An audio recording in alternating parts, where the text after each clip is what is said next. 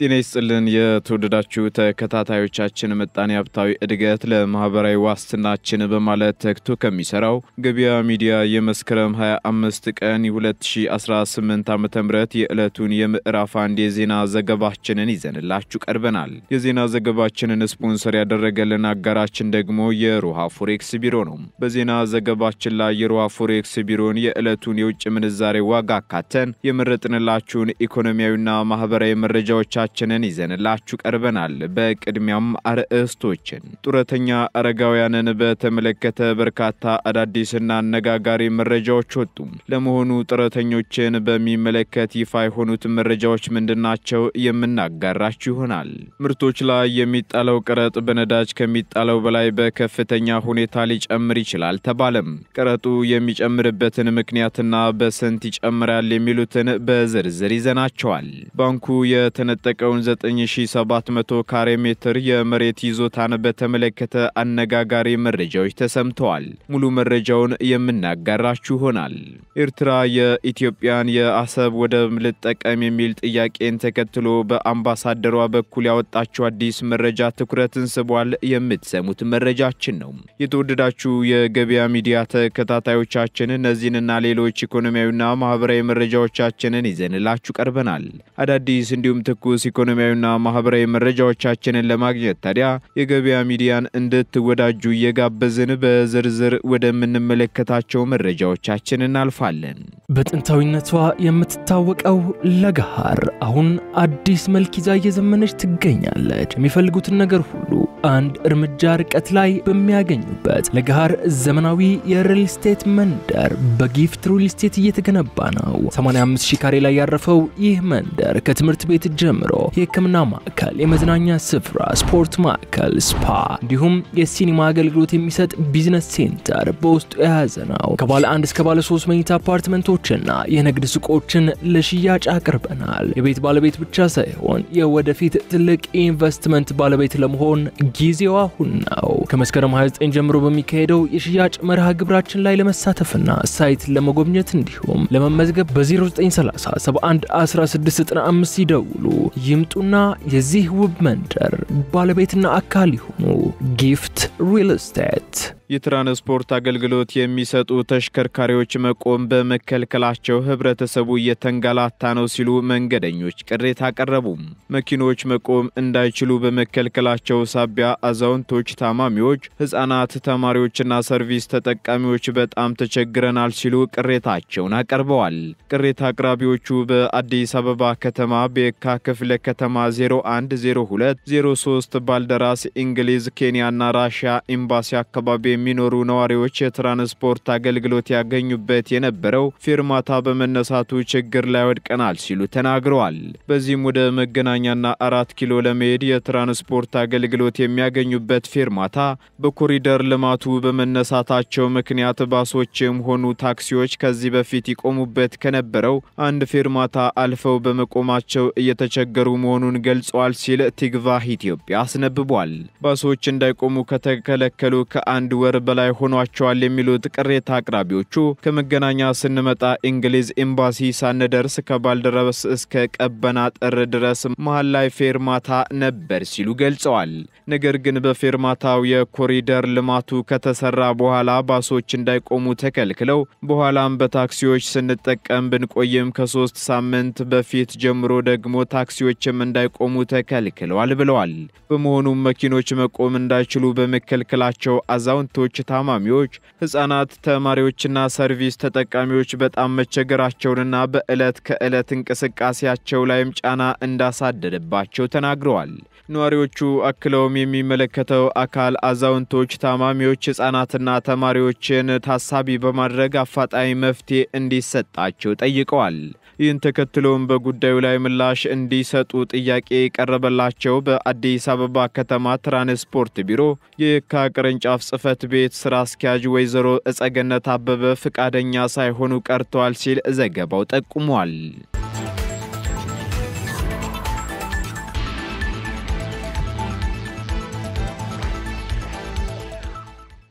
ባንኩ የተነጠቀው የመሬት ይዞታ ለታክሲ ተርሚናል አገልግሎት ሊውል ነው ተባለም። ከ60 በላይ ወለሎች ይኖሩታል የተባለለትን ግዙፍ የዋና መስሪያ ቤት ህንፃ ለመገንባት የተረከበውን የመሬት ይዞታን የተነጠቀው አቢሲኒያ ባንክ የተወሰደበት እርምጃ በልዩ ሁኔታ እንዲታይለት አቤቱታ ማቅረቡን አስታውቋል።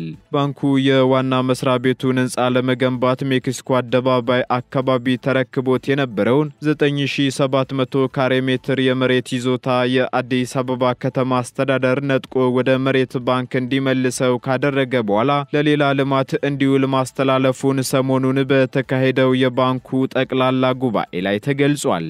ባንኩ የከተማ አስተዳደሩ የወሰደበት እርምጃ በልዩ ሁኔታ ታይቶ ይዞታው እንዲመለስለት ለተለያዩ የመንግስት አካላት አቤቱታ አቅርቦ ምላሽ በመጠባበቅ ላይ መሆኑን የባንኩ ዳይሬክተሮች ቦርድ ሊቀመንበር አቶ መኮንን ማን ያዘዋል ለጠቅላላ ጉባኤው ማስታወቃቸውን ሪፖርተር ጋዜጣ አስነብቧል።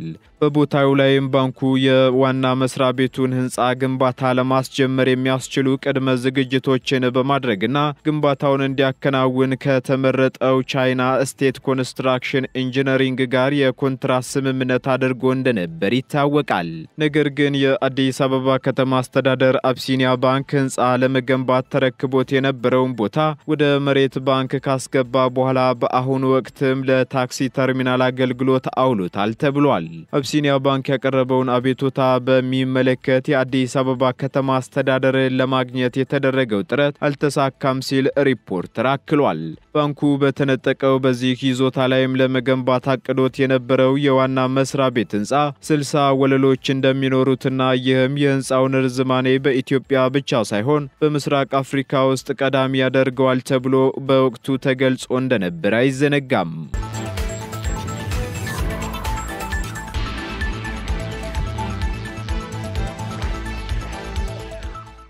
ኤርትራ ኢትዮጵያ የአሰብ ወደብ ባለቤት ሆና አታውቅም ማለቷ አነጋጋሪ ሆነም። የኤርትራ መንግስት የአውሮፓ ህብረትና ሌሎችም ሀገራት አምባሳደር የነበሩት አምባሳደር አንደ ብርሃን በሰጡት ቃለ ምልልስ በኢትዮጵያና በኤርትራ መካከል ጦርነት የሚቀሰቀስ እንደማይመስላቸው አስታውቀዋል።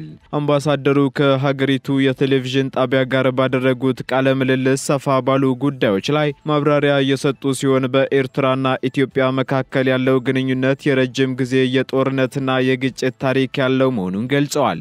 ለዚህ ደግሞ ሁለት እርስ በርሳቸው የሚቃረኑ ምክንያቶች እንዳሉ ጠቅሰው አንደኛው ኢትዮጵያ ከአክሱም ስርወ መንግስት አንስቶ ለ3000 ዓመታት በነጻነት የኖረች አገር ናት፣ ኤርትራም ደግሞ የኢትዮጵያ አካል ነበረች የሚለው ነው ካሉ በኋላ ይህንን የሚያነሱት በኢትዮጵያ ገዢ መደብ ውስጥ ያሉ አካላት መሆናቸውንና ትክክልም አለመሆኑን ገልጸዋል። ሁለተኛውና ከኤርትራ በኩል የሚጠቀሰው ደግሞ በክፍለ ዘመኑ መባቻ አካባቢ በነበረው የአዱሊስ ወደብ ስልጣኔ የአክሱም ስርወ መንግስት የዚህ አካል ነበር የሚለው ነው ብለው ነገር ግን ይህ ስርወ መንግስት ከወደቀ በኋላ መልሶ አላንሰራራም ሲሉ ተናግረዋል።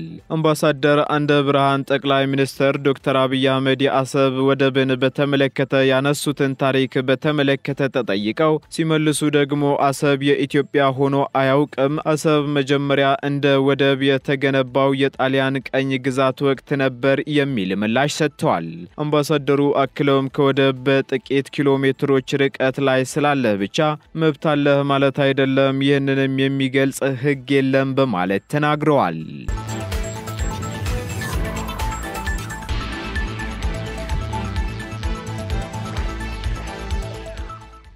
የግብርና ምርቶች ላይ የሚጣለው ቀረጥ በነዳጅ ላይ ከሚጣለው 3 እጥፍ ሊጨምር ይችላል ተባለም።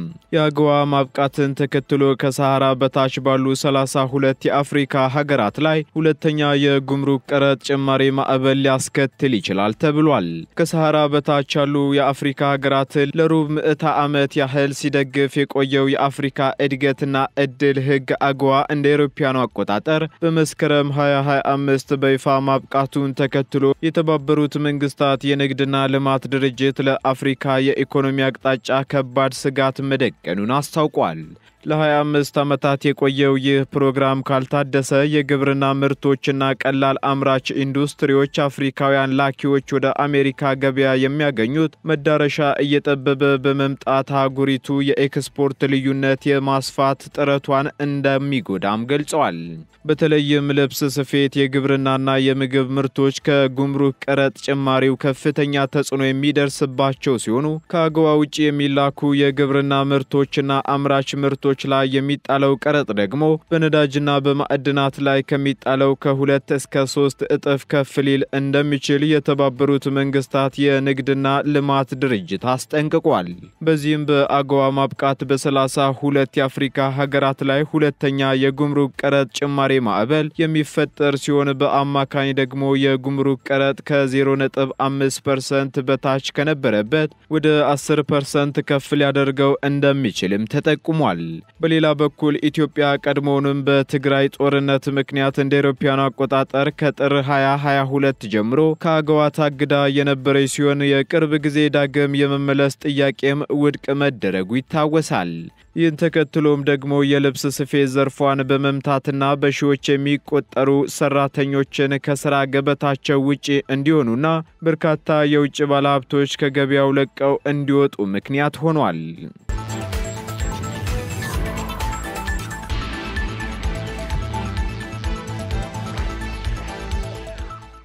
ቀጥለናል። ውድ ተከታታዮቻችን ወደ መጨረሻው ዝርዝር መረጃችን ስንሸጋገር አረጋውያን በጡረታ መብት አለመከበር ምክንያት ለድህነት መዳረጋቸው ተገለጸ።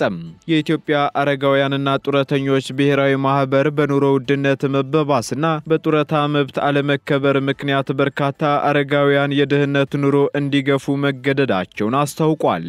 ማህበሩ ይህን ያለው ዓለም አቀፍ የአረጋውያን ቀን ለአረጋውያን ደህንነት መጠበቅ ሁለንተናዊ ኃላፊነታችንን እንወጣ በሚል መሪ ቃል ከቀናት በፊት በአድዋ ድል መታሰቢያ በተዘከረበት ወቅት ነው። በዚህም ኢትዮጵያ ከጠቅላላው ህዝቦቿ ውስጥ ከ6.4 ሚሊዮን በላይ አረጋውያን እንደሆኑ የተገለጸ ሲሆን በዚህም አብዛኞቹ አረጋውያን የጡረታ መብታቸው ባለመከበሩና የማህበራዊ ዋስትና አገልግሎት ተጠቃሚ ባለመሆናቸው ምክንያት ካለው የኑሮ ውድነት ጋር ተዳምሮ በመጦሪያ እድሜያቸው የድህነት ኑሮ እንዲገፉ ተገደዋል ሲሉ የማህበሩ ምክትል ፕሬዝዳንት አቶ ጌታቸው ክፍሉ ተናግረዋል። እንዲሁም አብዛኞቹ አረጋውያን በዝቅተኛ የኑሮ ደረጃ ላይ ስለሚገኙ ለዘርፉ ብዙ ማህበራዊና ኢኮኖሚያዊ ችግሮች መጋለጣቸውንም አስረድተዋል። በሀገራችን ባህል ለአረጋውያን የተለየ ቦታ እንደሚሰጥ የታወቀ ቢሆንም አሁን ግን የግለኝነት ኑሮና ስር የሰደደ ድህነት ባህላችንን በእጅጉ ሸርሽሮታል ሲሉ አክለዋል። በተጨማሪም አረጋውያን መብታቸውና ደህንነታቸው ተጠብቆ በሁሉም ዘርፍ እንዲሳተፉ እንዲደረግና እንዲጠቀሙም ጠይቀዋል። መንግስትና ሁሉም የህብረተሰብ ክፍልም አረጋውያን ተገቢው ማህበራዊና ኢኮኖሚያዊ ድጋፍ እንዲያገኙ የሚጠበቅባቸውን ኃላፊነትና ግዴታ እንዲወጡም ጥሪ አቀርበዋል። በሌላ በኩል ማህበሩ ከ1993 ዓ.ም ጀምሮ የአረጋውያንን መብትና ጥቅም ለማስከበር እንዲሁም በሀገራዊ ፖለቲካና ኢኮኖሚያዊ ልማቶች እኩል ተሳታፊ እንዲሆኑ እየሰራ እንደሚገኝ ጠቅሰው በሁሉም ክልሎችና በሁለቱ ከተማ አስተዳደሮች 1325 አባል ማህበራትን በማቀፍ እየተንቀሳቀሰ እንደሚገኝም ተናግረዋል።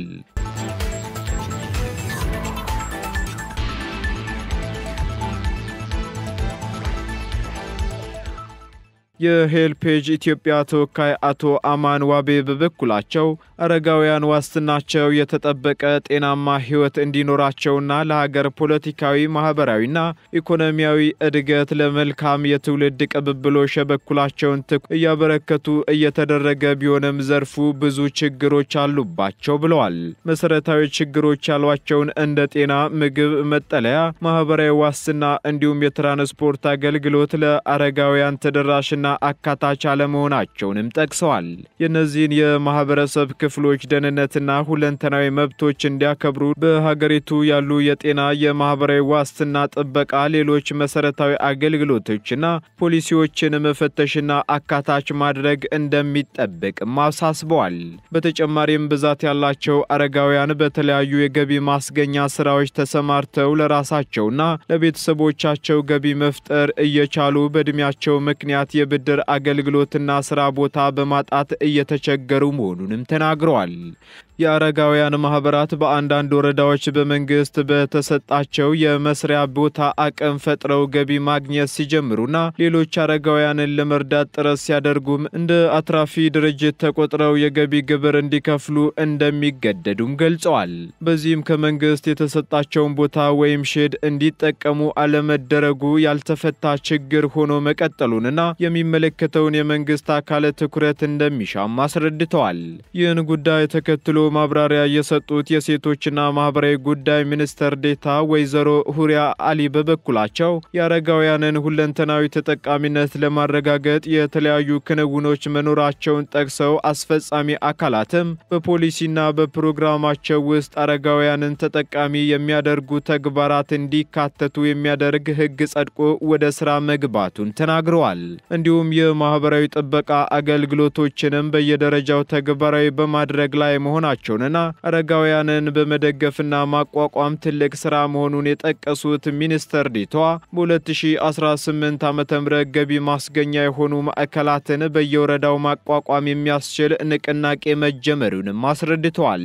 በሌላ በኩል አረጋውያን በእድሜ መግፋትና በጤና መታወክ በከተሞች መስፋፋት በተለያዩ ተፈጥሯዊና ሰው ሰራሽ ክስተቶች እንዲሁም እርስ በርስ የመረዳዳትና የመደጋገፍ እሴቶች በመሸርሸራቸው ለበርካታ ችግሮች ተጋላጭ እንደሚሆኑ የተናገሩት ደግሞ የሴቶችና ማህበራዊ ጉዳይ ሚኒስትሯ ዶክተር ኤርጎጌ ተስፋይ ናቸው።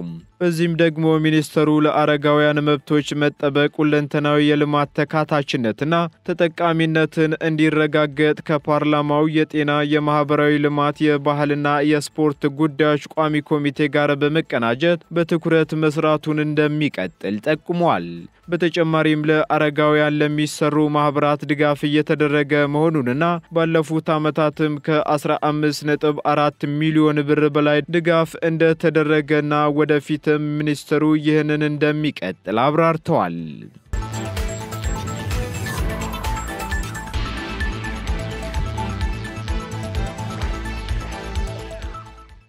ቀጥለናል ውድ ተከታታዮቻችን። በመጨረሻም የሮሃ ፎሬክስ ቢሮን የዕለቱን የውጭ ምንዛሬ ተመን መረጃ እናጋራችኋለን። በዚህም አንድ የአሜሪካ ዶላር 158 ብር ከ52 ሳንቲም እየተገዛ 161 ብር ከ69 ሳንቲም እየተሸጠ ይገኛል። ፓውንድ ስተርሊንግ ደግሞ 206 ብር ከ11 ሳንቲም መግዣው ሲሆን መሸጫው ደግሞ 210 ብር ከ23 ሳንቲም ሆኗል። ዩሮ ደግሞ 182 ብር ከ1 ሳንቲም እየተገዛ 185 ብር ከ65 ሳንቲም እየተሸጠ ይገኛል። ስዊስ ፍራንክ 191 ብር ከ2 ሳንቲም መግዣው ሲሆን መሸጫው ደግሞ 194 ብር ከ84 ሳንቲም ሆኗል። እንዲሁም የተባበሩት አረብ ኤምሬት ድራም ደግሞ 42 ብር ከ55 ሳንቲም እየተገዛ 43 ብር ከ40 ሳንቲም እየተሸጠ ይገኛል። የሳውዲ ሪያል እንዲሁ 41 ብር ከ25 ሳንቲም እየተገዛ 42 ብር ከ8 ሳንቲም እየተሸጠ ይገኛል። በተጨማሪም የቻይናው ዩዋን 22 ብር ከ25 ሳንቲም እየተገዛ 22 ብር ከ70 ሳንቲም እየተሸጠ መሆኑን የሮሃ ፎሬክስ ቢሮ የዕለቱ የውጭ ምንዛሬ ተመን መረጃ ያመለክታል።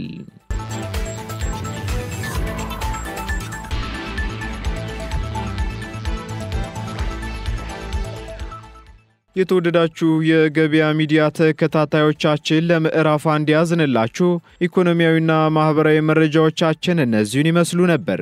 አዳዲስ እንዲሁም ትኩስ ኢኮኖሚያዊና ማህበራዊ መረጃዎቻችንን ለማግኘት ታዲያ የገበያ ሚዲያን እንድትወዳጁን ጋብዛለን። ሰናይ ጊዜን ተመኘን። በጥንታዊነቷ የምትታወቀው ለገሃር አሁን አዲስ መልክ ይዛ እየዘመነች ትገኛለች። የሚፈልጉትን ነገር ሁሉ አንድ እርምጃ ርቀት ላይ በሚያገኙበት ለገሃር ዘመናዊ የሪል ስቴት መንደር በጊፍት ሪል ስቴት እየተገነባ ነው። 85,000 ካሬ ላይ ያረፈው ይህ መንደር ከትምህርት ቤት ጀምሮ የሕክምና ማዕከል፣ የመዝናኛ ስፍራ፣ ስፖርት ማዕከል፣ ስፓ እንዲሁም የሲኒማ አገልግሎት የሚሰጥ ቢዝነስ ሴንተር በውስጡ የያዘ ነው። ከባለ 1 እስከ ባለ 3 መኝታ አፓርትመንቶች ቤቶችና የንግድ ሱቆችን ለሽያጭ አቅርበናል። የቤት ባለቤት ብቻ ሳይሆን የወደፊት ትልቅ ኢንቨስትመንት ባለቤት ለመሆን ጊዜው አሁን ነው። ከመስከረም 29 ጀምሮ በሚካሄደው የሽያጭ መርሃ ግብራችን ላይ ለመሳተፍና ሳይት ለመጎብኘት እንዲሁም ለመመዝገብ በ0930 71 1695 ይደውሉ። ይምጡና የዚህ ውብ መንደር ባለቤትና አካል ይሁኑ። ጊፍት ሪል ስቴት